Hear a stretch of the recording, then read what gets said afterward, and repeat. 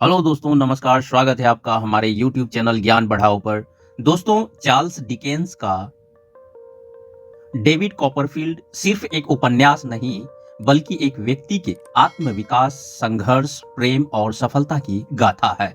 यह उपन्यास 19वीं सदी के इंग्लैंड की सामाजिक परिस्थितियों को भी दर्शाता है, जिसमें गरीबी, शिक्षा, महिला अधिकार, पारिवारिक जीवन और मेहनत की महत्ता को उकेरा गया है।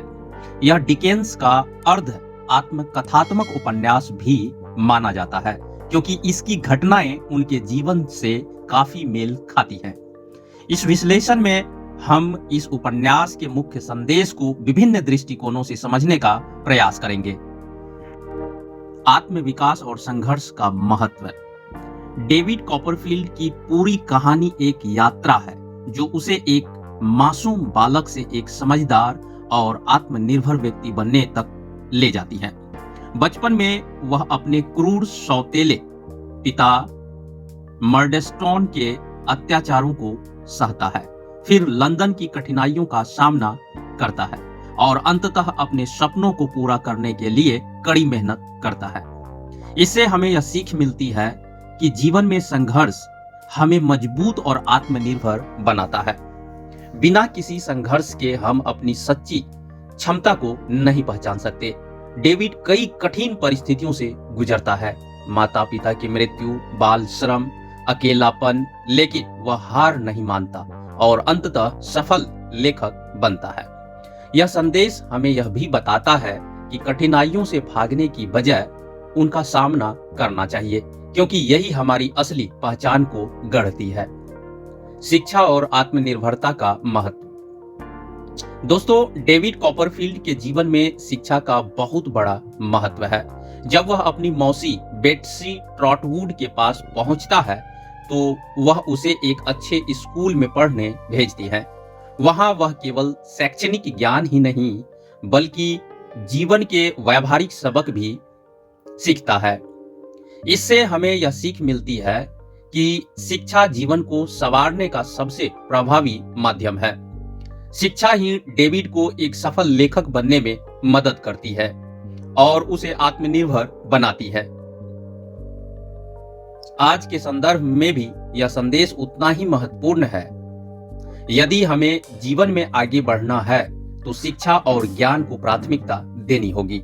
यह हमें न केवल आर्थिक रूप से स्वतंत्र बनाता है, बल्कि हमें सही गलत की पहचान भी देता है।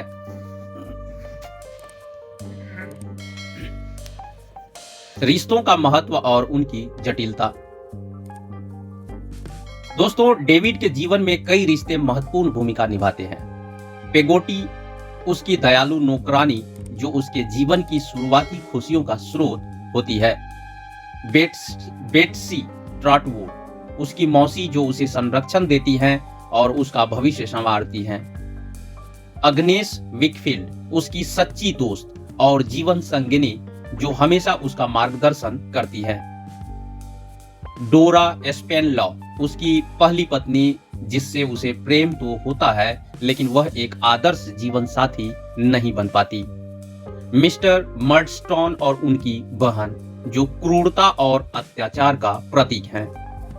जेम्स स्टीयरफोर्थ, जो एक आकर्षक लेकिन स्वार्थी व्यक्ति है, जो दूसरों की भावनाओं से खेलता है। इन रिश्तों के माध्यम से उपन्यास हमें यह सिखाता है कि कुछ रिश्ते हमें आगे बढ़ने में मदद करते हैं, जबकि कुछ हमें नीचे गिराने की कोशिश करते हैं। हमें यह समझना होगा कि कौन हमारे लिए अच्छा है और कौन नहीं। इसके अलावा सच्चे दोस्त और परिवार का महत्व भी इस उपन्यास में बार बार उभर कर आता है। अग्नेस विकफील्ड का चरित्र यह दर्शाता है कि सही मार्गदर्शन और निस्वार्थ प्रेम ही किसी व्यक्ति को सही दिशा में ले जा सकता है। प्यार और विवाह की वास्तविकता। डेविड का प्रेम जीवन एक महत्वपूर्ण संदेश देता है। पहले वह डोरा स्पेनलॉ से शादी करता है, जो सुंदर और चुलबुली होती है, लेकिन व्यावहारिक जीवन के लिए उपयुक्त नहीं होती। यह दिखाता है कि केवल बाहरी सुंदरता और प्रेम जीवन को सुखमय नहीं बना सकते। विवाह में परस्पर समझ और जिम्मेदारी भी महत्वपूर्ण होती है। जब डोरा की मृत्यु हो जाती है, तो डेविड को एहसास होता है कि सच्चा प्रेम केवल आकर्षण पर आधारित नहीं होता, बल्कि समझ, आदर और परस्पर सहयोग से बनता है। अंततः वह अग्नेस विकफील्ड से विवाह करता है, जो वास्तव में उसके लिए उपयुक्त होती हैं। यह संदेश हमें यह सिखाता है कि जीवन साथी चुनते समय केवल भावनाओं पर नहीं, बल्कि वास्तविकता और संगति पर भी विचार करना चाहिए। नैतिकता बनाम लोभ और छल कपट।